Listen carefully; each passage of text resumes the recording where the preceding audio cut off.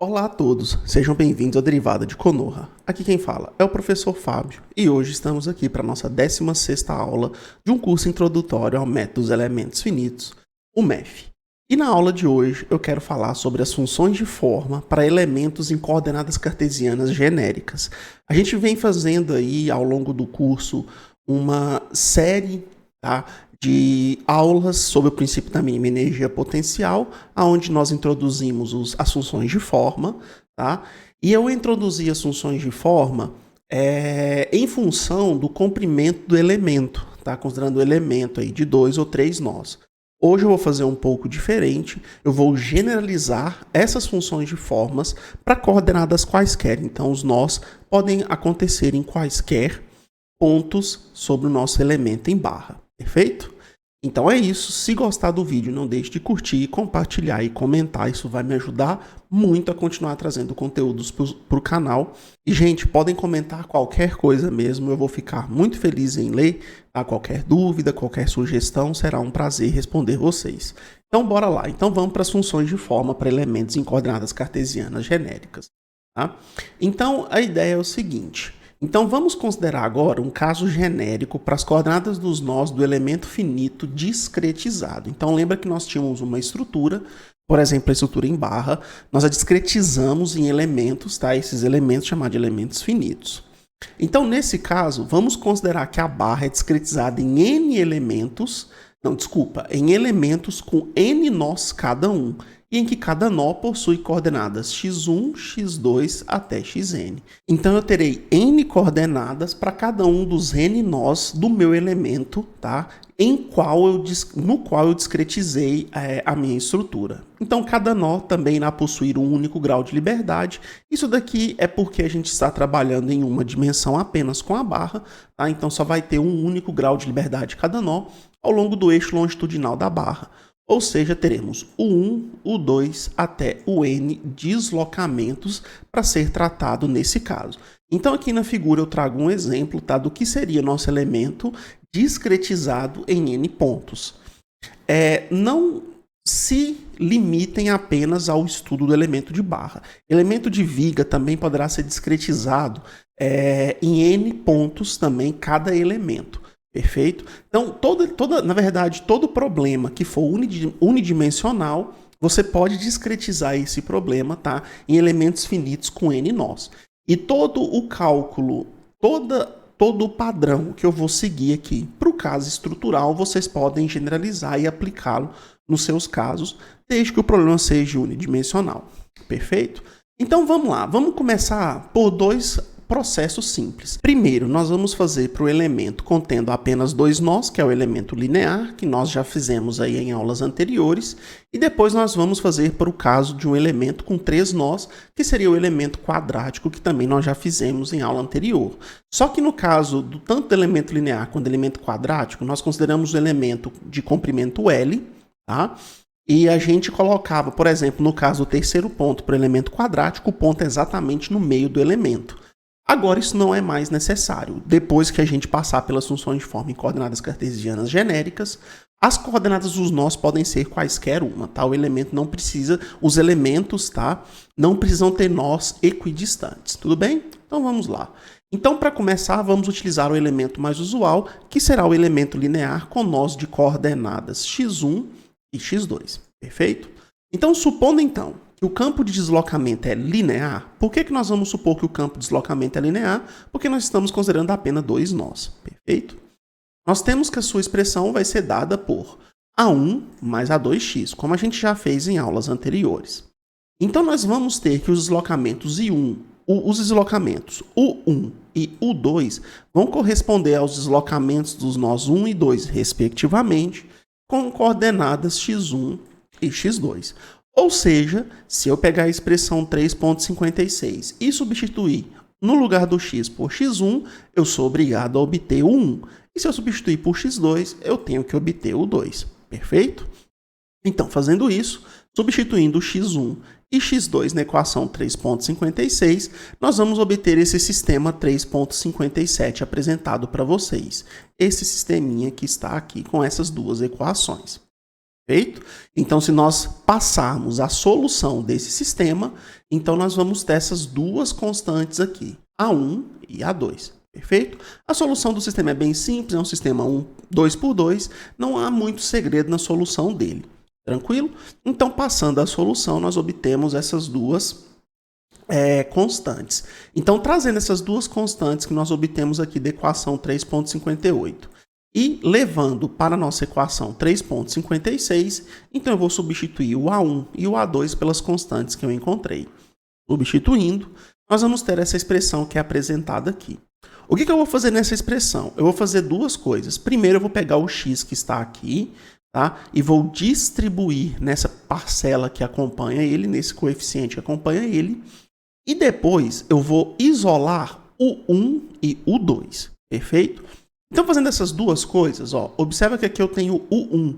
Então, dessa primeira fração, a parcela que eu extraio para o 1 é x2 sobre x2 menos x1, que é a parcela que está apresentada aqui, vezes o 1.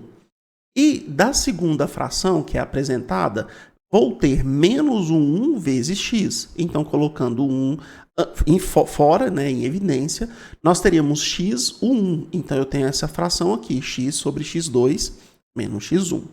Fazendo a mesma coisa para o 2, nós temos aqui que na primeira fração, o termo que eu tenho é menos x1, que acompanha o 2. Então, eu vou ter menos x1, x2 menos x1.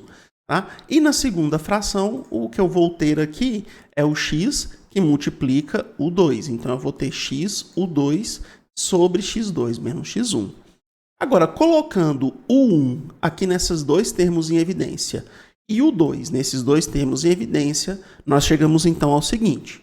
x2 menos x sobre x2 menos x1, que multiplica o 1, e x menos x1 sobre x2 menos x1, que multiplica o 2. Perfeito? E como a gente viu em aulas anteriores, isso daqui, tá? Essa expressão que é apresentada aqui, eu posso reescrever ela para n1x, que multiplica o 1, n2x, que multiplica o 2. Ou em forma matricial, n1, n2, que multiplica o 1, o 2. Essa matriz aqui, então, é a nossa famosa matriz de funções de forma. Eu posso representar pela letra maiúscula n, tá? Em negrito. Então, se eu comparo as expressões 360 com 359, essa e essa, tá? Então, essa expressão com essa, eu tiro que n1 é igual a x menos x2 sobre x1 menos x2, e o n2 é x menos x1 dividido por x2 menos x1. Eu tenho elas nessa expressão que está aqui, ó. Tá? Elas vão ser as funções de forma por elemento com dois nós de coordenada genérica x1 e x2. Lembrando, no caso, o nosso elemento possui apenas dois nós. Então, o nó inicial é o nó x1, de coordenada x1. E o nó final é o nó de coordenada x2. E o que eu peço que vocês prestem bastante atenção nessas duas expressões? Olha, n1 foi dado por x menos x2 dividido por x1 menos x2. Nós só temos dois nós, tá, no elemento. E se vocês repararem, a relação para a função de forma 1, tá, possui o nó 2 no numerador e a subtração das duas componentes no denominador. E na função n2, que é a função de forma para o nó 2, você vai ter a mesma, vamos dizer assim, coincidência. Você vai ter no numerador o nó 1 e no denominador uma subtração entre o nó 2 e o nó 1. Mas muita atenção na ordem. Para a função n1, o denominador é x1 menos x2. Para a função n2 é x2 menos x1. Pausa o vídeo, dá uma olhada nessas duas funções, anotem ela em algum lugar, porque vai ser muito importante que nós tenhamos visão dessas fórmulas para a fórmula para o caso com três nós. Tudo bem? Então, o que nós temos? Teremos que, para esse elemento com dois nós, a equação da matriz de rigidez será dada por 3.21. Eu vou voltar na 3.21, que é essa fórmula que está aqui, ó. Observa nessa fórmula que nós temos a integral de 0 até L. Lembra que eu desenvolvi essas fórmulas para o comprimento total do elemento, perfeito? Então, onde o comprimento do elemento a gente tem que é L, perfeito? Só que agora, deixa eu voltar muito, mas aqui. Então, voltando aqui, o nosso elemento agora, ele começa no nó 1 e termina no nó 2. Então, o comprimento dele vai ser x2 menos x1. Então, a nossa integração para a matriz de rigidez vai ser uma integral que vai de x1 até x2. Então, do nó inicial até o nó final. A expressão é a mesma, a única coisa que muda é o nó em que se inicializa o elemento e o nó que finda o elemento. Beleza? E a matriz B aqui é a nossa outra famosa matriz gradiente, que será dada pela matriz de derivadas das funções de forma. Então, é a derivada da função de forma 1 e a derivada da função de forma 2.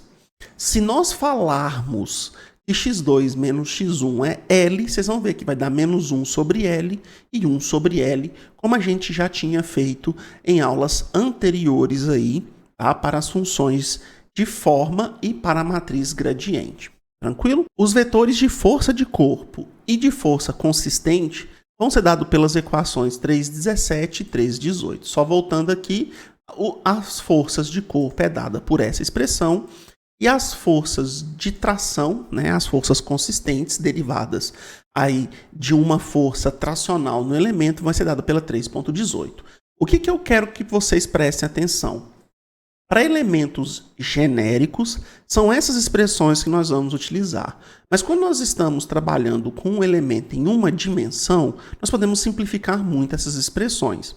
Eu vou tomar por exemplo a equação 3,18. É só você lembrar, como nós temos o elemento em uma dimensão, a superfície na qual a tração é aplicada, ela coincide com o eixo longitudinal do elemento. Então, o que nós vamos ter é que a superfície aqui, onde a tração irá agir, ela vai começar no nó inicial e no nó final. Tá? Então, ela não precisa ser o nó inicial e o nó final do elemento. Podem ser outros dois nós, tá? Diferentes, tá? Para o elemento. Mas aqui, no caso das forças consistentes, nós vamos levar esses dois nós para os cálculos. E a função de forma n vai ser dado como a gente já vem trabalhando aí, porque ela varre todo o elemento. Perfeito? Então, voltando, nós vamos ter o seguinte. Então, passando ao elemento quadrático, nós vamos ter que o elemento quadrático ele possui, então, 3 nós. Perfeito? Então, os nós de coordenada x1, coordenada x2 e coordenada x3. Como a gente fez, nós vamos agora supor que o campo de deslocamento ele é dado então pela seguinte expressão. Então essa expressão quadrática ela é o campo de deslocamento para o elemento quadrático. Perfeito? Então o que nós vamos fazer? Eu sei que para o elemento de coordenada x1, tá aqui, ó, eu tenho que o meu deslocamento u é dado por u1. Para o nó com coordenada x2, eu tenho que o meu deslocamento u é dado por u2. E para o nó com coordenada x3, deixa eu pegar aqui, x3, o meu deslocamento é dado por u3, tranquilo? Então, se nós repararmos o lado direito aqui, isso aqui é um sistema de 3 equações e 3 incógnitas, onde nós temos que as incógnitas são A1, A2 e A3, perfeito? Deixa eu colocar isso daqui também com tracinho para ficar idêntico, perfeito? Então, as minhas variáveis, as minhas incógnitas do sistema é A1, A2 e A3. E nós temos que para A1, nós temos o coeficiente 1 em todas as 3 equações. Para o A2, nós temos os coeficientes x1, x2 e x3 para cada uma das 3 equações. E nós temos que para o A3, os nossos coeficientes serão x1 ao quadrado, x2 ao quadrado, x3 ao quadrado. Então, nós podemos escrever esse sistema aqui em forma matricial. Então, em forma matricial, ele vai ser apresentado pela nossa relação 3,64, que é esse que é apresentado aqui. Perfeito? O que eu quero fazer de comentário sobre esse sistema? Esse método aqui, ele não é o método mais usual para se calcular quais são esses coeficientes A1, A2 até A3. Tá? Por quê? Essa matriz aqui ela é chamada de matriz de Vandermonde. E o que acontece? A matriz de Vandermonde, para graus muito elevados, ela se torna muito mal condicionada. Então, o que acontece? Se nós temos polinômios de grau muito elevado, Calcular o sistema pelo método de inversão, por exemplo, que é o que eu vou explicar na sequência, pode trazer um erro numérico muito grande. Tá? Então, a forma como eu vou mostrar que é pela inversão do sistema, para graus pequenos, para polinômios pequenos, pode ser utilizada. Tá? Na verdade, o que a gente vai fazer é só para o caso do polinômio quadrático mesmo, para a gente poder comparar com um polinômio de primeiro grau e aí desenvolver uma fórmula geral. Tá? Mas esse sistema aqui ele pode se tornar muito mal condicionado, tá? Para polinômios de grau muito elevado. Perfeito? Mas então nós temos então que esse sistema 364 pode ser colocado, tá, em forma matricial apresentada por essa expressão aqui, 3.65. Então nós temos a matriz de Vandermonde aqui, que eu chamei de M, o vetor de coeficientes, que eu chamei de A, e o vetor do lado direito, tá, que eu chamei de U, que é o vetor com os deslocamentos nodais. Tranquilo? Então, o que nós temos? Resolvendo o sistema apresentado na equação 3.65, que é o sistema anterior, por inversão de matrizes, eu chego nessa expressão 3.66. Então, os meus coeficientes A do polinômio são dados pela matriz inversa de Vandermonde, então M inversa, multiplicado pelo vetor de deslocamentos U. Tranquilo? Se eu volto à equação 3.63, que é essa equação apresentada aqui, eu posso reescrever ela em forma matricial também. Só reparando que o coeficiente do A1 é 1, o coeficiente do A2 é x e o coeficiente do A3 é x ao quadrado, colocando em forma matricial. Então, aqui nós podemos reescrever isso daqui em forma matricial por esse produto que está aqui. Essa matriz aqui, formada por os elementos 1, x e x ao quadrado, eu vou chamar de P minúsculo, e o vetor A1, A2, A3 eu já tinha chamado anteriormente de A. Tá? E o que eu vou fazer? Como o valor de A eu tenho aqui anteriormente calculado, eu vou substituir na equação 367. Então, fazendo isso, pegando então que o meu campo de deslocamento é dado pelo vetor P, que multiplica o vetor A, eu vou então introduzir qual é os valores de A. Então, eu vou ter o vetor P e multiplico o vetor M-1 vezes U. Tá? O que eu quero que vocês prestem atenção? Essa expressão aqui, ela pode ser escrita parecida com essa que está aqui. Observa, nós temos o campo de deslocamento, tá? De deslocamentos aqui à direita, em forma vetorial, e nós temos uma matriz aqui, no caso, para o elemento de 2 nós, com 2 elementos.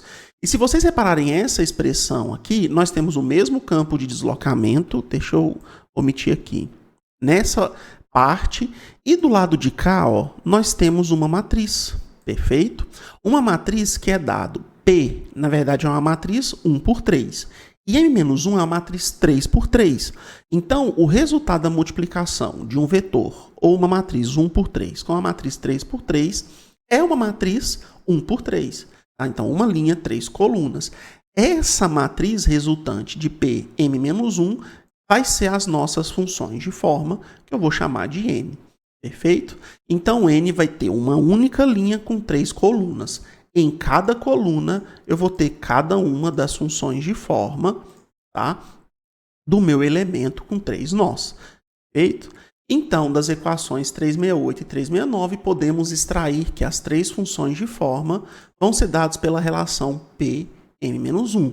Em que, agora, se nós realmente fizermos as operações matemáticas necessárias, que é inverter a matriz de Vandermonde, multiplicar por 1x e x ao quadrado, nós chegamos então nessas 3 expressões, para N1, para N2 e para N3. Perfeito? Então, o que eu quero que vocês reparem aqui? Nosso elemento possui 3 nós, x1, x2, de coordenadas x1, x2, x3. Se nós repararmos o elemento 1, observe o numerador dele. Nós temos o produto de x menos x2, que é parecido com a função para o grau 1, só que agora apareceu o x menos x3. E no denominador, nós temos a mesma expressão que está em cima, só que no lugar do x nós colocamos x1. Perfeito? Para a função de forma 2, se nós olhar o numerador, nós temos x menos x1, x menos x3. Só não aparece o nó de coordenada x2, que é referente à função n2. Da mesma forma que para a função 1, não aparecia no numerador o nó com coordenada 1, perfeito? O x1. E se nós repararmos o denominador da função de forma n2, é x2 menos x1, x2 menos x3, que é exatamente a expressão de cima no lugar do x substituído por x2. E para a função n3 nós temos a mesma coisa. O numerador é dado por x menos x1, x menos x2. Observa, só não aparece o x menos x3, tá? E no denominador nós temos a mesma coisa que o numerador, só que no lugar do x substituído por x3. Então fica x3 menos x1, x3 menos x2. Se nós repararmos bem, nosso elemento é quadrático. Cada uma dessas funções de forma n1 e n2 é dado por um produto, tá, de duas expressões, tá, que envolvem x. Então, no caso, quando nós multiplicamos x com x, isso vai dar x ao quadrado, resultando então em 3 polinômios diferentes de segundo grau. Tranquilo? Então, essas são as nossas funções de forma. Então, pausa o vídeo, copia essas funções de fórmula junto com as funções de forma para o elemento do primeiro grau, para o elemento linear com 2 nós, e observa atentamente essas duas fórmulas. Esse exercício é muito útil para o que vem a seguir. Tudo bem? Dando continuidade, a matriz de rigidez do elemento segue da fórmula 3,21, enquanto que os vetores de força de corpo e vetores de força consistente serão dados pela 3,17 e 3,18. Só um adendo aqui. Na 3,21, de novo, nós temos de 0 até L. Então, é o comprimento total. Só que agora o nosso elemento começa no nó 1, termina no nó 3, certo? Porque ele tem 3 nós, x1, x2, x3. Eu estou supondo que eles estão em ordem, perfeito? Então, ele vai começar no nó x1 e no nó x3. Então, basta substituir aqui, lá para aquele nosso elemento com 3 nós, por x1 e x3. Tranquilo? Então, voltando, nós podemos continuar. Então, observando atentamente as funções de forma para o elemento com 2 e 3 nós, podemos estabelecer as funções de forma para o caso geral de um elemento possuindo n pontos nodais. Ou seja, não interessa quantos pontos o elemento ter, essa fórmula vai valer sempre. Uma forma eficiente para obter as formas polinomiais das funções de forma é observar que para os casos n2 e n3, essas fórmulas resultaram em polinômios já conhecidos na matemática. Esses polinômios são chamados de polinômios interpoladores de Lagrange, de ordem 2 e 3, respectivamente. Os polinômios interpoladores de Lagrange, eles são extremamente estudados quando estamos tratando de interpolação de funções. Perfeito? Então, quando nós queremos aproximar funções por polinômios, tá, nós podemos utilizar os polinômios interpoladores de Lagrange. Esses polinômios possuem características extremamente usuais para o método dos elementos finitos, e é por isso que eles estão aqui, é por isso que eles surgem. Quais são as duas características principais dos polinômios interpoladores de Lagrange? A primeira é que ela satisfaz, os polinômios interpoladores de Lagrange, satisfaz a propriedade do delta de Kronecker, o delta de IJ, que é aquela propriedade que diz a função de forma daquele nó, no nó vale 1 e nos demais nós vale 0. Então, se nós voltarmos aqui, por exemplo, no nó 1, se nós substituirmos o x por x1, então nós estamos calculando a função de forma n1, que é a função de forma do nó 1, exatamente no nó 1. Então vai ficar x1 menos x2, x1 menos x3, que dividido por x1 menos x2 e x1 menos x3 vai dar 1. E se nós substituirmos x por x2 ou x3, que são as coordenadas dos nós 2 e dos nós 3, respectivamente, nós vamos ter aqui x2 menos x2 é 0, ou x3 menos x3 também é 0. Então, nos nós 2 e 3, a função de forma pro nó 1 dá 0. Isso nós já vimos em aulas anteriores. Então, todas as funções de forma no nó, que aquela função de forma representa, ela tem que valer 1. Nos demais nós, ela tem que valer 0. E os polinômios de Lagrange têm essa propriedade. E a segunda propriedade extremamente importante que nós temos é a partição da unidade. O que vem a ser a partição da unidade? É que nós temos aqui a gente chamou nas diretrizes, né, de construção das funções de forma, nós chamamos de completude do elemento. Tá? Para quem pegar aí o vídeo da aula, se eu não me engano, 14, perfeito? Nele eu falo como completude do elemento, que é, tá, você permitir o movimento de corpo rígido, tá, nas funções de forma. O que se traduz nas funções de forma somar em 1, perfeito? Então, se eu somo N1 com N2 com N3 para o caso de 3 nós, isso vai dar 1, perfeito? Então, os polinômios interpoladores de Lagrange também têm essa propriedade extremamente importante para o método dos elementos finitos. Tranquilo? Então, vindo aí das interpolações utilizando o polinômio interpolador de Lagrange, o que nós temos é que o campo de deslocamento para qualquer elemento com n nós vai ser dado pela seguinte expressão. É o somatório, tá, daquela função de forma do nó i, no caso, multiplicado pelo campo de deslocamento, o i. Tranquilo? Então, basta nós pegarmos a função de forma, multiplicar pelo seu respectivo deslocamento, tá? E somar para todos os nós do elemento. Fazendo isso, eu vou ter, então, qual é o meu campo de deslocamento. Essa expressão aqui é a expressão mais geral que nós temos para os polinômios interpoladores de Lagrange. Tá? Então, isso aqui é uma interpolação, tá, em polinômios de Lagrange para o campo de deslocamento, quando o elemento ele possui, aqui eu não vou conseguir pegar o n apenas, tá? N nós. Tranquilo? E quem que vai ser esse ni? Qual é a cara desse ni? Esse ni, ele é dado por essa expressão apresentada aqui. Não se assuste com a expressão é simples, tá? Vocês só precisam de ter atenção. Como que essa expressão é formada? Ela é formada pelo produtório. O que é o produtório? Ele é o parente próximo do somatório. No caso do produtório, nós vamos, ao invés de somar, como nós fazemos no somatório, nós vamos fazer o que o nome diz, nós vamos fazer o produto, então nós vamos multiplicar. Então, para cada índice do produtório, nós vamos multiplicando a parcela que é apresentada dentro do produtório.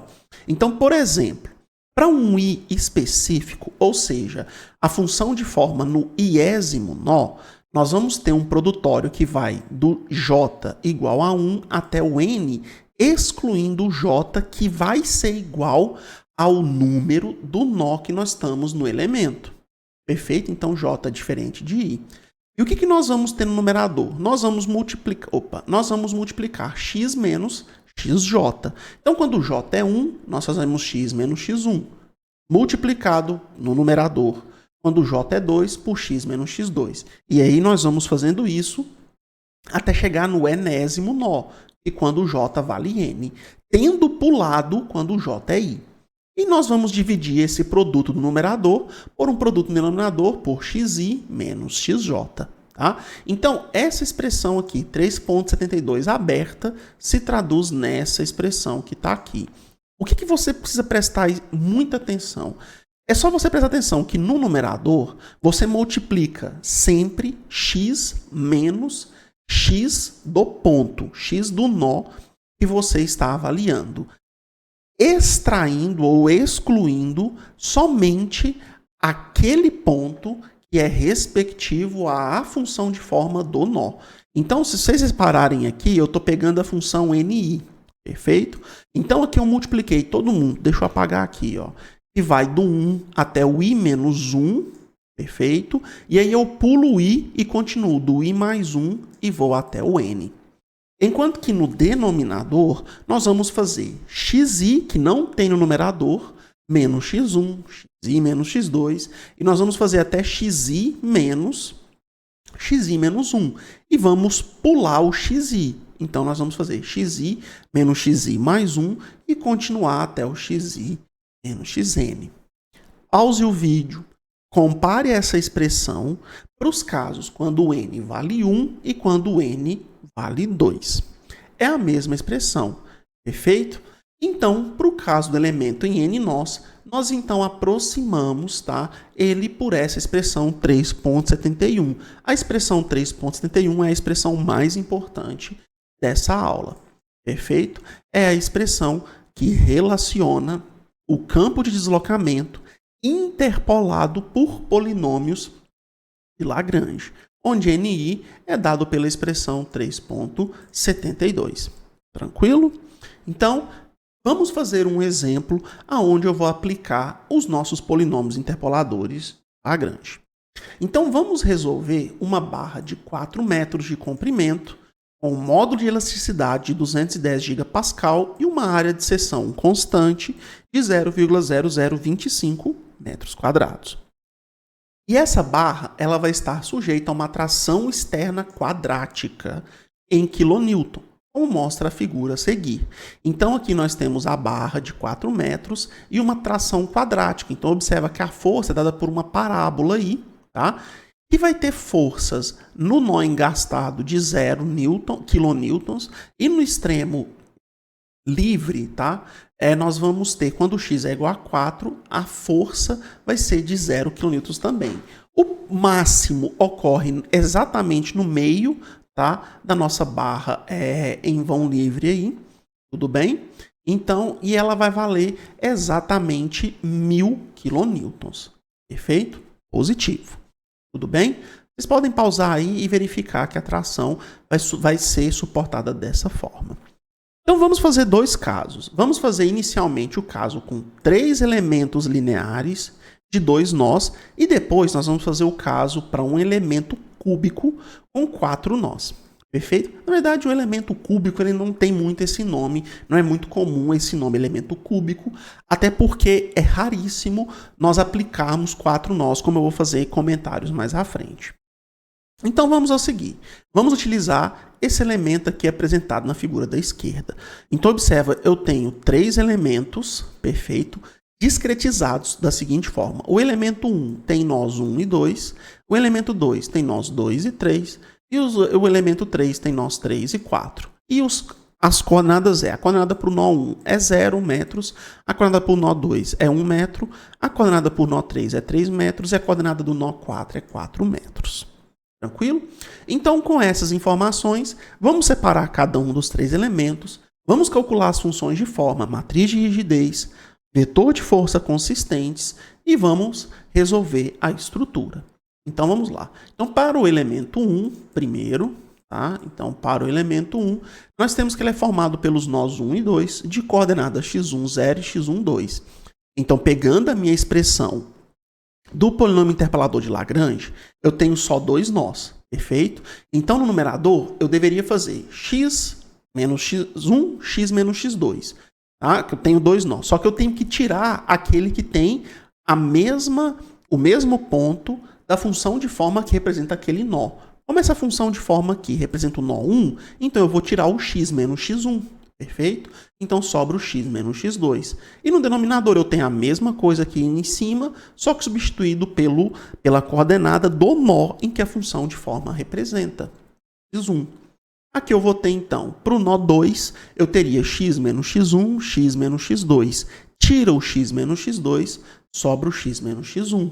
E no denominador eu tenho a mesma coisa que o numerador, só que substituído o x pela coordenada do nó que representa aquela função de forma. Então, no caso, x2. Perfeito?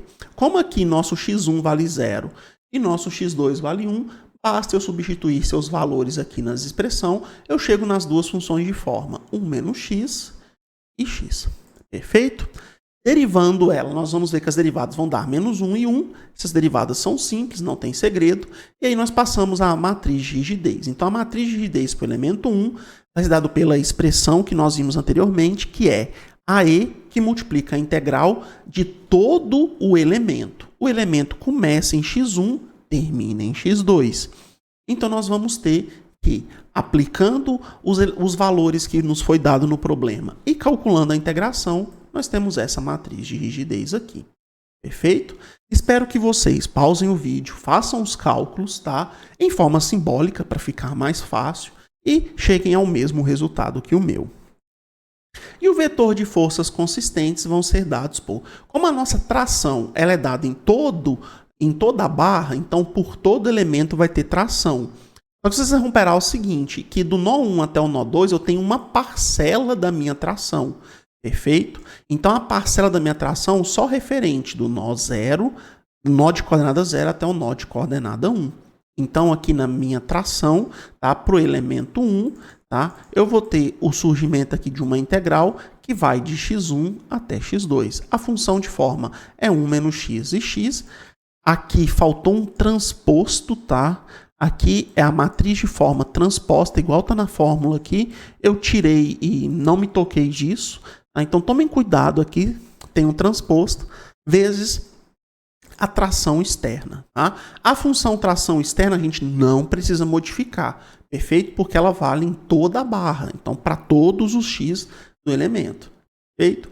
Passando ao cálculo, nós chegamos nesse vetor que é apresentado aqui. Tudo bem? Perfeito. Para o elemento 2, o que nós vamos ter? A mesma ideia. Então, x menos x3 para a função 1, x2 menos x3 para a função 1. X menos x2, x3 menos x2 para o elemento 2. Substituindo as coordenadas que do x2 é 1 e do x3 é 3, nós chegamos então às funções de forma 3 menos x sobre 2 e x menos 1 sobre 2. Derivando vai dar menos 1 sobre 2 e 1 sobre 2. Perfeito? Passando ao cálculo da matriz de rigidez, só tome cuidado com a integração.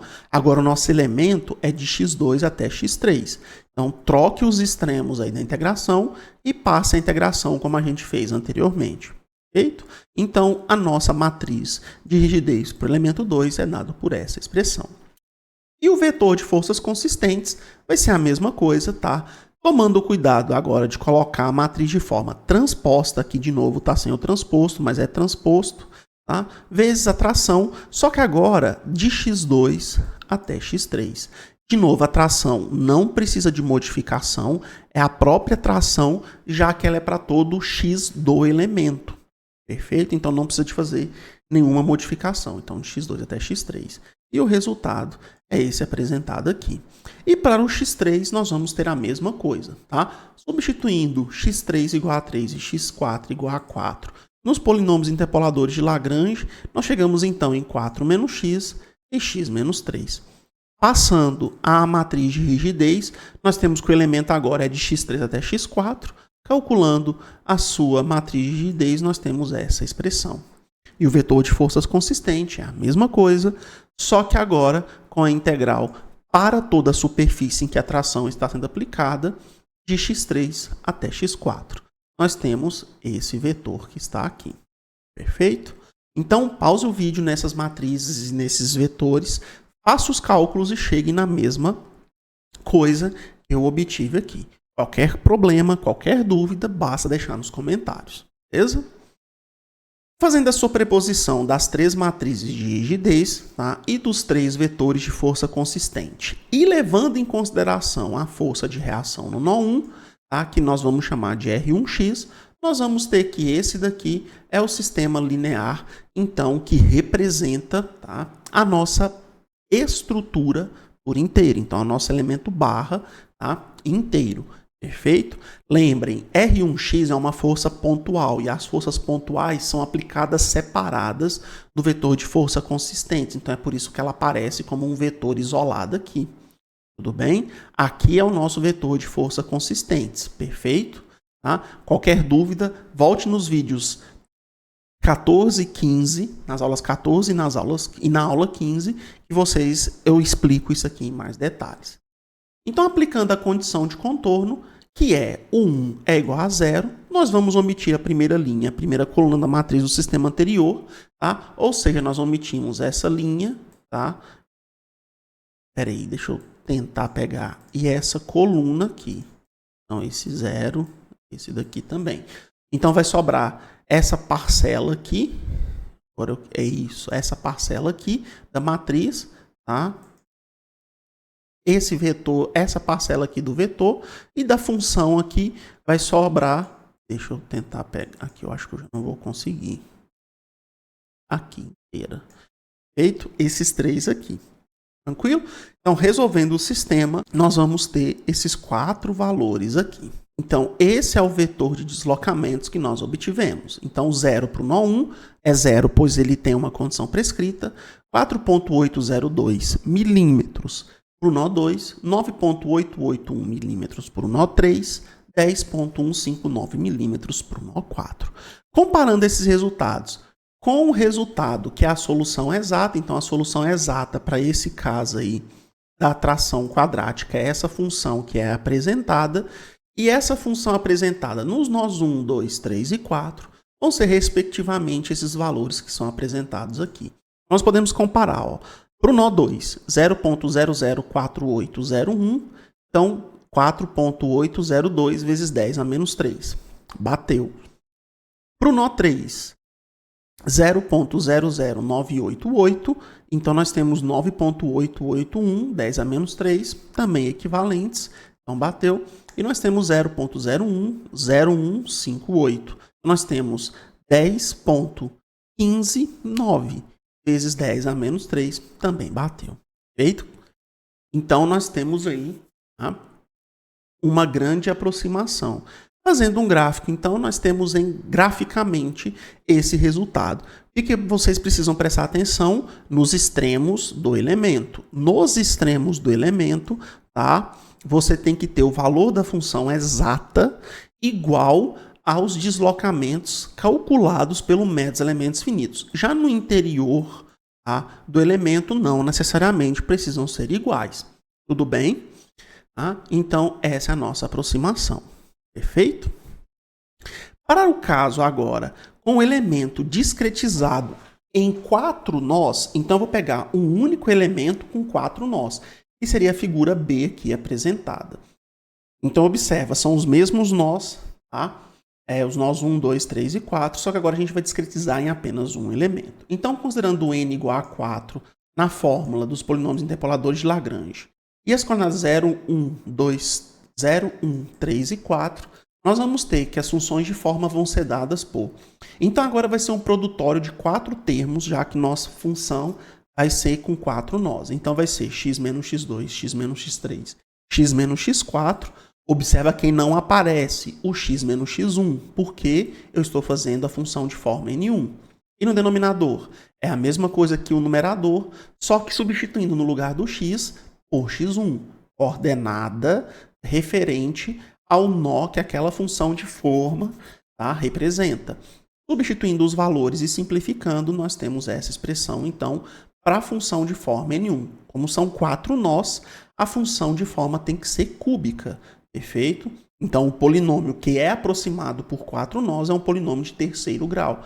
Então, se você distribuir o x aqui nos 3 parênteses, você terá x ao cubo, perfeito? Derivando, a nossa função gradiente seria uma função de segundo grau. Então, aqui, para a função n2, nós vamos ter x menos x1, x menos x3, x menos x4. Observa que não aparece o x menos x2, tá? Que é referente à função de forma n2. E no denominador, nós temos a mesma coisa aqui no numerador, substituindo o x por x2. Substituindo os valores das coordenadas e simplificando, é isso que nós obtemos. X menos x3, x que multiplica x menos 3 e x que multiplica x menos 4, dividido por 6. Fazendo a mesma coisa para as outras duas funções, nós temos essas expressões que são apresentadas aqui. Perfeito? De novo, eu sugiro que vocês pausem o vídeo, vejam as expressões, tá? e confiram com as expressões anotadas anteriormente. Perfeito? Essas funções de forma estão apresentadas aqui. Então, como se trata de polinômios cúbicos, tá? Então esse rosa aqui é o polinômio cúbico que representa a função de forma n1. Então, repara, no nó 0 ela vale 1 e nos demais nós ela vale 0. Perfeito? Tendo ponto de máximo e de mínimo dentro do elemento. Isso não é uma coisa muito boa para o método dos elementos finitos, como nós vamos ver em aulas futuras, tá? Por isso que nós reduzimos a forma linear e a forma quadrática à análise. Tudo bem? Tá? Esse é um dos motivos. Perfeito? Tá? Porque pelo fato do ponto de máximo e de mínimo não acontecer nos extremos, tá? Nós já podemos reparar, tá? Que entre os elementos, tá? Entre os nós extremos, nós vamos ter que a aproximação ela não vai ser tão boa assim. Perfeito? E as demais funções seguem o mesmo padrão. A função n2 tem o x valendo 1 nesse ponto e observa que o máximo acontece logo depois. perfeito? Tá? E nos demais nós, que é no nó 1, nó 3 e nó 4, ela vale 0, perfeito? De novo, eu sugiro fortemente que você pause a figura e repare as 4 funções de forma, tá? Para cada um dos 4 nós do elemento. Tudo bem? Então, feito isso, nós vamos calcular a matriz de rigidez, só que agora muita atenção. O nosso elemento possui 4 nós. Vou até voltar aqui. Vai do nó 1 até o nó 4. Só que os extremos da barra é do nó 1 até o nó 4. Então, a nossa integração ela vai de x1 até x4. Perfeito? Então, passando a integração, nós vamos obter essa matriz que está aqui. Ó. Agora que eu fui reparar que o 1, o 2, o 3 apareceu de enxerida aqui. Isso aqui não tem. Tudo bem? É somente... Deixa eu fazer aqui diferente.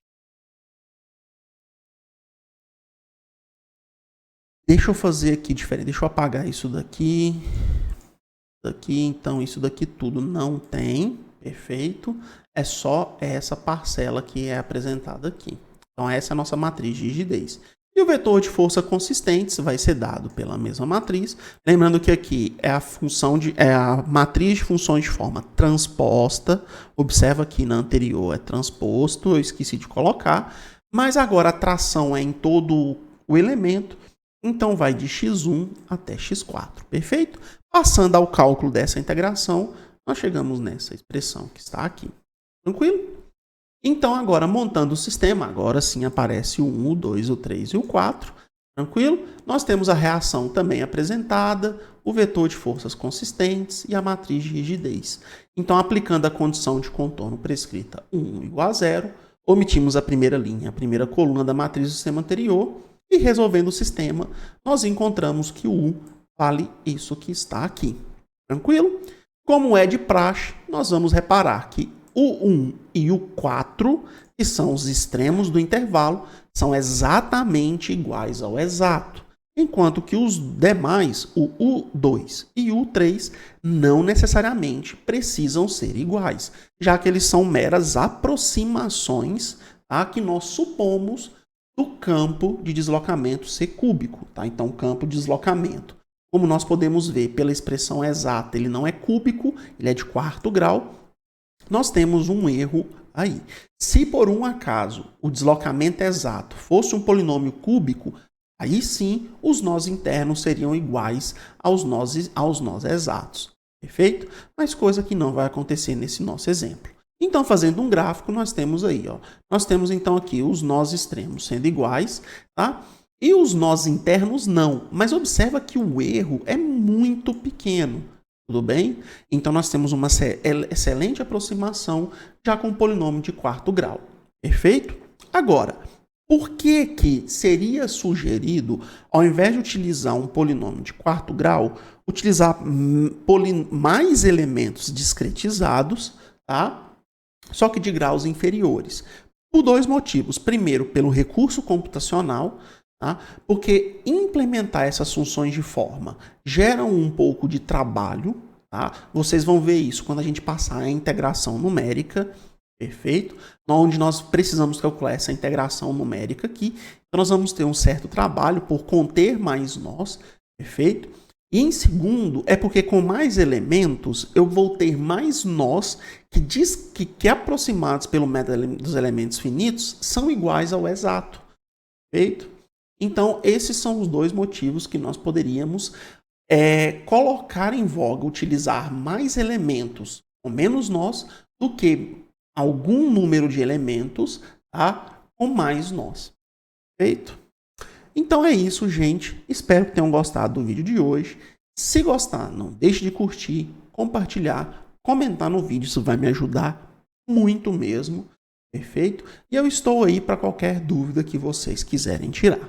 Tranquilo? Nós ficamos por aqui. Nos vemos no próximo videozinho. Até mais!